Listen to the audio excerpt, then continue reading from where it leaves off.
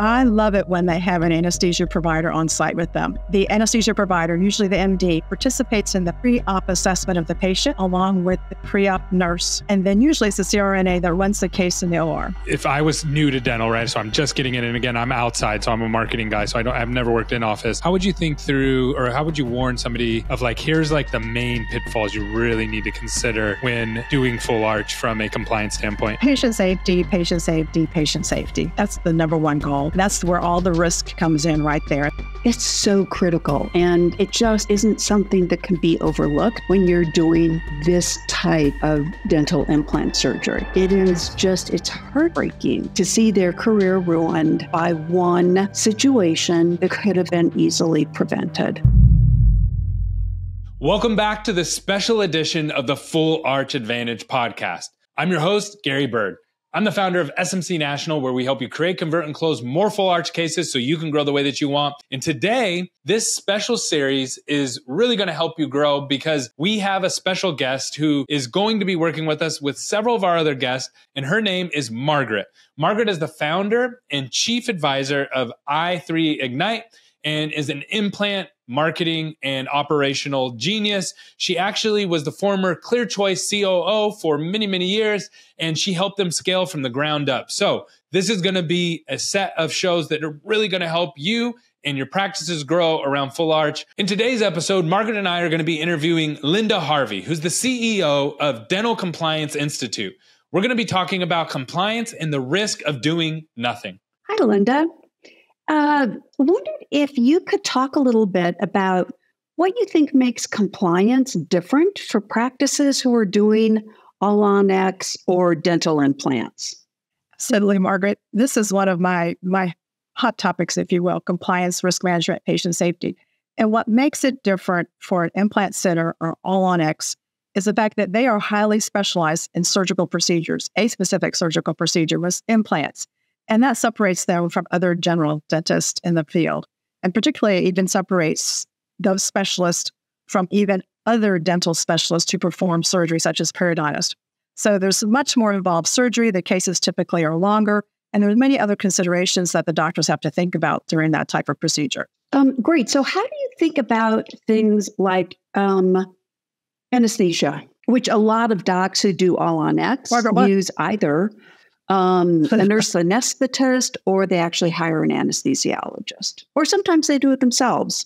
I love it when they have an anesthesia provider on site with them for several reasons. One, it gives them an extra set of eyes helping to evaluate that patient. And just to run into like a quick parallel, because when you think about this, Margaret, this is office-based surgery that's happening here. And while the doctors are striving very hard to meet the state requirements, let's draw some analogies to our medical counterparts. After all, we're talking about total body health, so there are some particular analogies that really fit. In the world of an ambulatory surgery center, the anesthesia provider, usually the MD, participates in the pre-op assessment of the patient along with the pre-op nurse. And then usually it's the CRNA that runs the case in the OR. And so while we're not looking at two different sets of providers here, we are looking at the opportunity for another provider, an anesthesia provider, to give that patient another set of eyes, looking at them, listening to their heart, reviewing their medical history, use them more than just administrating the drugs. Great addition to your team. Hey, I got something crazy to share with you, and I'm going to get you right back to the show, I promise. So we have an event called AlignerCon coming up next year, and this month we're giving away a buy one, get one free. We're going to be partnering with ClearCorrect, and this is going to be one of the biggest events that we've ever done in Nashville, Tennessee, in the biggest hotel in America. If you want to come to this, again, we're going to give you a buy one, get one free. We want to meet you in person. Just go to alignercon.com, and we're going to teach you how to create, convert, close, and even some clinical components around clear aligners. So don't miss this event. Go check it out now. Back to the show. If they're not part of your team, if they're just hired as needed, depending on the case, then how do you think about that? Or is there anything you need to understand from a compliance standpoint? Well, Margaret, you want to be sure who you're hiring, for one thing. You want to make sure that just like when you're bringing on an associate dentist, that this person has a clear license and you have proof of their malpractice coverage and any claims history in the past, so you know what level of quality or competency you're bringing into your own practice. And then from there, talk about communication piece. It's so important to set expectations as the owner of the practice. You want this anesthesia provider to look over the patient's medical history, not just give it a quick glance. You want them to help you to identify any areas that you may have missed. Let's face it, medical treatments, modalities, and pharmaceuticals are changing all the time. So it's another qualified set of eyes looking over that information. Linda, let me chime in here really, really quick. So, and this is for somebody who's outside of dental. How do you think through, if I was new to dental, right? So I'm just getting in, and again, I'm outside, so I'm a marketing guy, so I've never worked in office. How would you think through, or how would you warn somebody like me of here's the main pitfalls you really need to consider when doing full arch from a compliance standpoint? Patient safety, patient safety, patient safety. That's the number one goal. And that's where all the risk comes in right there. As a matter of fact, there was 2 cases recently just this year that were published from Washington State where patients died. One of them was an 86-year-old male having surgery, also had COPD. So sometimes patient selection is overlooked as closely as it should be. So if you don't know anything about dentistry and you're coming in, you want to look at multiple different areas that are based on what's called your risk assessment and looking at different areas of the practice to assess the clinical risks, the business risk, the operations risk, strategic risk. And this is a strategic change when a practice adopts, the philosophy to move forward as an implant center. So that takes a major risk assessment. I've heard you say that when you think about patient safety, it's not just chairside. So can you help us understand what that means? Oh, Margaret, I'm so glad you mentioned that. It's so important because when you think about patient safety, you typically think of it just the clinical setting. Do we have the right patient in the chair, or do we have everything set up for this right procedure? Do we anesthetize the correct side? All those different aspects of patient safety. But patient safety actually begins in the front. And so when we think about how to incorporate many different aspects to become an implant center or all 1X, it's what about looking at that whole case improvement? So if you're improving your consults, let's talk about how we can incorporate patient safety there. Is there some element of the medical history that you can reinforce to the patient to be sure they are being 100% truthful with you on that medical history? Let's talk about practice management. And as we think about having implant-focused practice management processes, there's certainly an opportunity to integrate patient safety and risk management into that. Because, Margaret, that's what corporate risk management, it's actually called enterprise risk management, is all about. It looks at all those different domains for risk and safety. Great. So I know this sounds really simplistic, but I will tell you it's often overlooked. And I think it's really important based on prior conversations we've had. Things like how do you ensure, not just think, hope, or guess, right? But how do you ensure that things like the emergency drugs on your crash cart haven't expired? Who's in charge of narcotics? How do you think about the oxygen and where that is? Is it on the crash cart? Is it somewhere else? How do you really run a tight ship in terms of these things that are really critical when you're doing in-office extensive surgeries? These surgeries can be 4+ hours long. Margaret, you just hit on something that I probably have not thought about before. And here's a thought. When you think about oral surgeons, they go through a residency and they're in the hospital, so they understand hospital procedures. Our general dentists who are becoming experts in implants and all on board, they're taking courses, maybe have not had that same experience. So they don't have an opportunity to be exposed to other processes that they can bring back into their practice. So keeping that in mind, they don't know what they don't know. And while they're focusing very hard to be compliant with all the state regulations, let's face it, they cannot get that sedation permit unless they've taken the right courses and they have the right emergency medical drugs. But it doesn't mean you have the right person running the show for you. And typically, Margaret, I find that they are missing compliance with the federal DEA policies. And the narcotics counts aren't accurate. They're not being conducted properly. If there's a DEA inspection, you could be fined thousands of dollars for not being compliant. And it's just it's a lot of risk. And so another section is just think about diversion. You may be leaving gaps in your practice that invites your team members to divert those drugs. Oh, yes. Not so good. No. Well, I have another question for you, again, coming from the newbie here. So how would you advise an office if they could or what is the biggest problem the dentists are bringing to you right now that you're seeing like, oh man, over and over and over and over and over and over again, they're getting it wrong on compliance? One of the biggest things I'm seeing is lack of staff training. They're missing compliance. They're losing what I'm calling compliance memory that we have now in the process of trademarking because they've lost key people or they never had that key person on staff to begin with. Well, let's take an existing practice that has key team members and they're becoming an implant center. And then they lose someone who is in charge of compliance. Even part of it, because one person in the back doesn't usually handle it all, but they lose part of that compliance piece. Now they've lost their compliance memory and they don't know where to start. So you bring somebody else on who doesn't know the ropes, doesn't know the office, maybe is brand new to dentistry, and you've got triple jeopardy.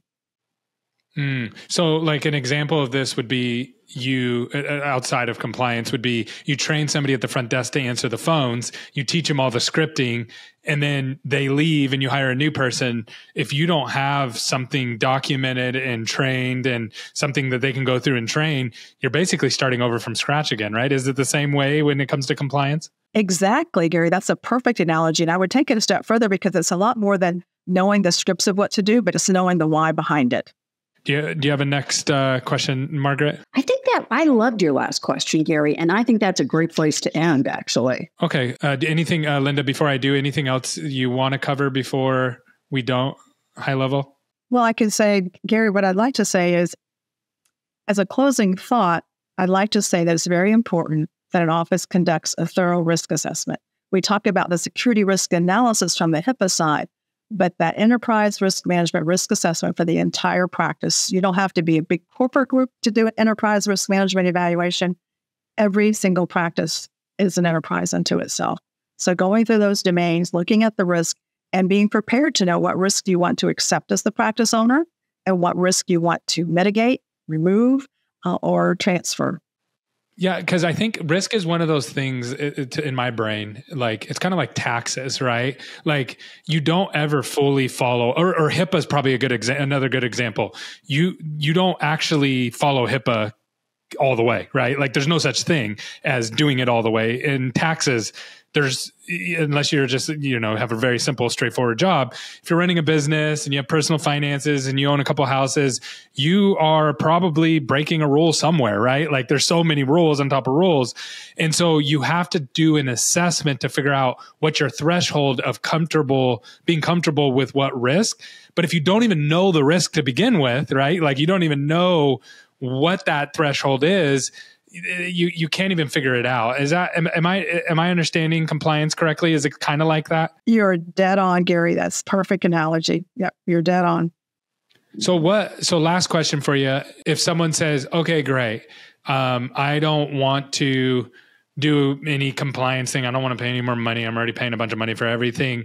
What are they actually risking by not getting an assessment and actually understanding if they are in or out of compliant? Like what happens? Like who cares? Like what is something that will eventually catch up with people if they don't pay attention to these things? Hey, sorry to interrupt the show, but I got something that's going to provide some value to you. This segment is called Ask Gary, and we have people who've been sending in their questions and we're answering them live on the podcast. If you have a question about marketing, you can email us at askgary@smcnational.com, or you can DM us or leave a comment below. So today's question came from Steve, and he asked, why is it so hard to track dental marketing? And this is a great question. And really what the problem is, the core of the problem of why it's so hard to track marketing is because, first of all, it's brick and mortar. So this is not e-commerce where you can track everything end to end from the click to the person buying the thing in the shopping cart. It's brick and mortar, so that makes it a little bit harder. But what makes it even harder than that is that the information inside of your dental practice PMS, your practice management software, is not connected to your marketing. It's disconnected. So what's happening over here in your marketing is not communicating back to your PMS. And when you get the right kind or the wrong kind of patients into your office, that has to be communicated back to your marketing. So very few people have integrations that work that end to end. That's something that we do for most practice management softwares. We do have that ability to do that. But if you don't have those two things communicating automatically, you have to do it manually, which is almost impossible. And that's why it's so hard to track everything in marketing. Gary, ultimately, they're risking their license and their livelihood and a person's life. I have worked with dentists who have been sanctioned by the regulatory boards, licensing board, for over 20 years now in multiple states. And every time I see it, it's a sad state of affairs. In some of the cases, the patients have died.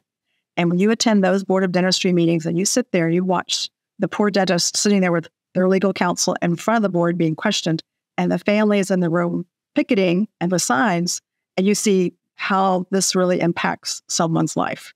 So it's so critical, and it just isn't something that can be overlooked when you're doing this type of dental implant surgery. I too have been involved in defending docs who were up before the board for these very serious issues. And it's heartbreaking